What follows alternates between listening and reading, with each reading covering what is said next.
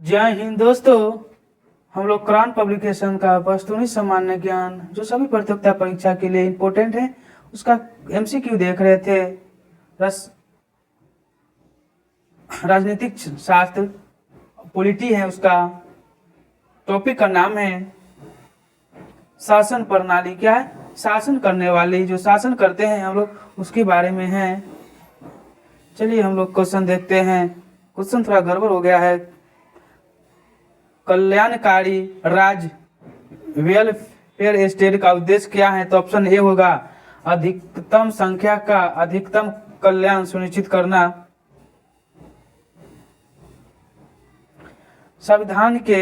भारत के संविधान के अधीन निम्नलिखित कथनों में कौन सा सही है?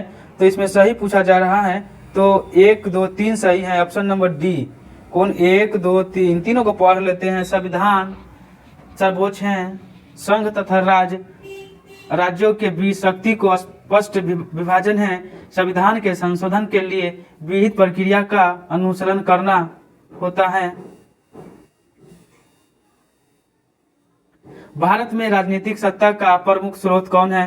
तो जनता होगा। भारतीय संविधान कैसा है? अंशतः कठोर और अंशतः लचीला। निम्नलिखित में कौन सा राज्य का सबसे महत्वपूर्ण तत्व है? तो हो जाएगा संप्रभुता। क्या? संप्रभुता। निम्नलिखित कथनों में कौन सा सही है? भारत एक संसदात्मक प्रजातंत्र। भारत में संघीय व्यवस्था से संबंधित निम्न कथनों पर कौन सा सही है? तो सही पूछा जा रहा है, तो यहाँ केवल 1 और 2 होगा। क्या? केवल 1 और 2। चलिए पढ़ते हैं। संविधान शासन की मूल संरचना के लिए एक संघीय व्यवस्था की प्रस्तावना करता है। 2 में है एकात्मक सुझाव का, उसमें सशक्त मिश्रण है। यहाँ पे कथन और कारण दिया है। भारत में संघवाधिका व्यवहारिक नहीं है। कारक: भारत एक संघीय राज्य नहीं है। ये सही है, आर गलत है। भारतीय संविधान में किस प्रकार की शासन प्रणाली की व्यवस्था की गई है? संसदात्मक। क्या? संसदात्मक। एक कारण भारतीय संविधान अर्ध संघनात्मक है। कारण भारतीय संविधान न तो संघनात्मक है और न ही एकाधात्मक है। तो उत्तर हो जाएगा ए तथा आर दोनों सही हैं तथा आर एक की सही व्याख्या करता है। निम्नांकित में से कौन एक अध्यात्मक शासन प्रणाली का आधारभूत तत्व है? तो हो जाएगा एकल कार्यपालिका। कथन ए में भारत का राष्ट्रपति परोक्षतः निर्वाचित होता है। आर में भारत में संसदीय प्रणाली को गणतंत्रवाद के साथ जोड़ा गया है। ये दोनों ए तथा आर सत्य हैं तथा आर ए का सही एक मान स्पष्टीकरण करता है।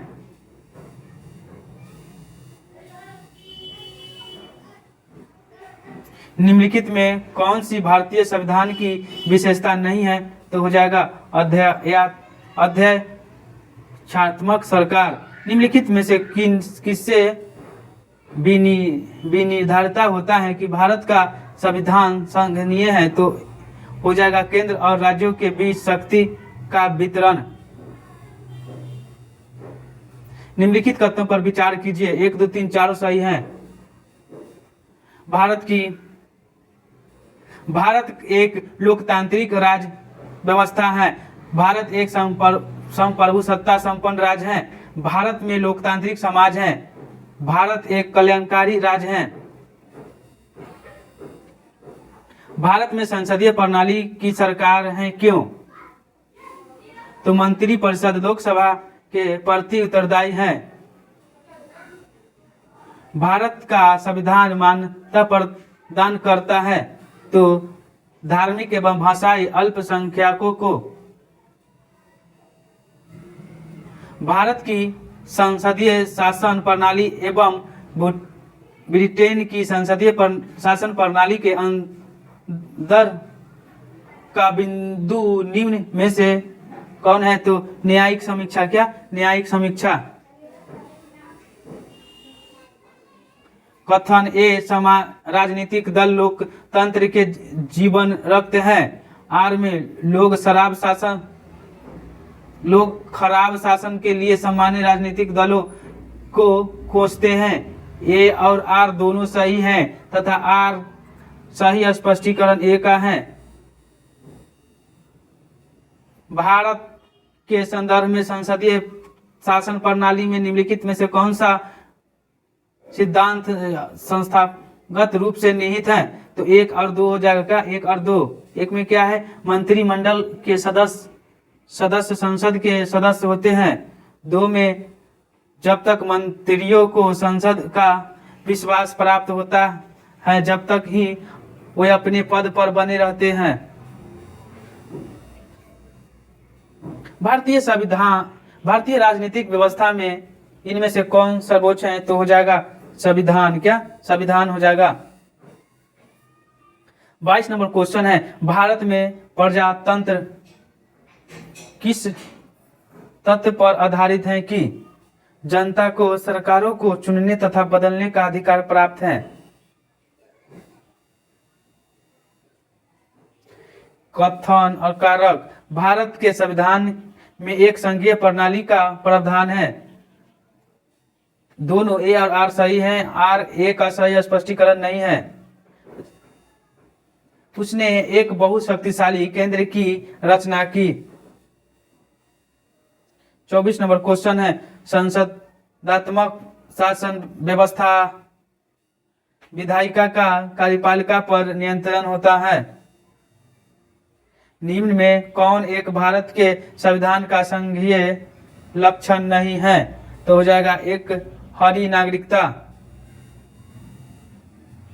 कथन, भारत की संगठनात्मक रचना का मुख्य उद्देश्य उसकी बहुआयामी विविधताओं में से एक राष्ट्र का निर्माण करना और राष्ट्र एकता को संरक्षण करना। कारक, विविधताओं के समंजन से एक शक्ति न कि कमजोर भारतीय राष्ट्रीय कांग का निर्माण हुआ। तो ए और आर दोनों अपने आप में सत्य हैं और आर ए की सही व्याख्या है।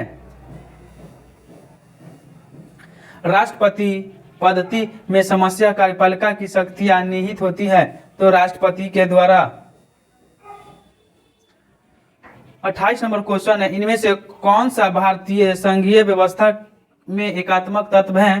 तो हो जाएगा 2, 3, 5। 2, 3, 5।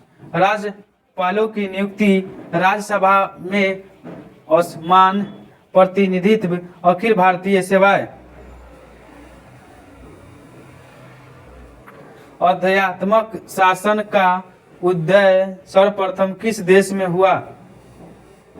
तो हो जाएगा यहाँ पे संयुक्त राज्य अमेरिका। भारत में राजनीतिक व्यवस्था के मूलभूत लक्ष्य क्या हैं? 1, 2, 3। ऑप्शन नंबर बी होगा। 1 में क्या है? 1, 2, 3 सही है। 1 में है, यह एक लोकतांत्रिक गणतंत्र है। इसमें संसदात्मक रूप की सरकार है। सर्वोत्तम सदा भारत की जनता में निहित है। ऑप्शन बी होगा।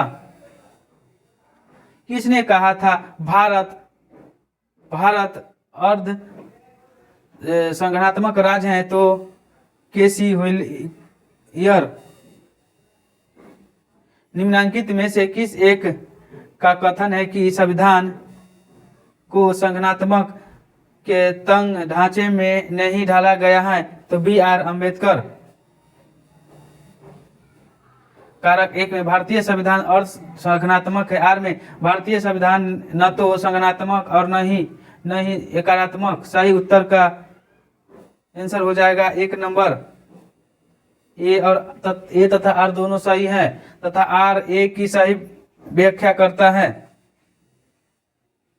भारतीय संविधान के विषय में निम्नलिखित कथन में किसका है?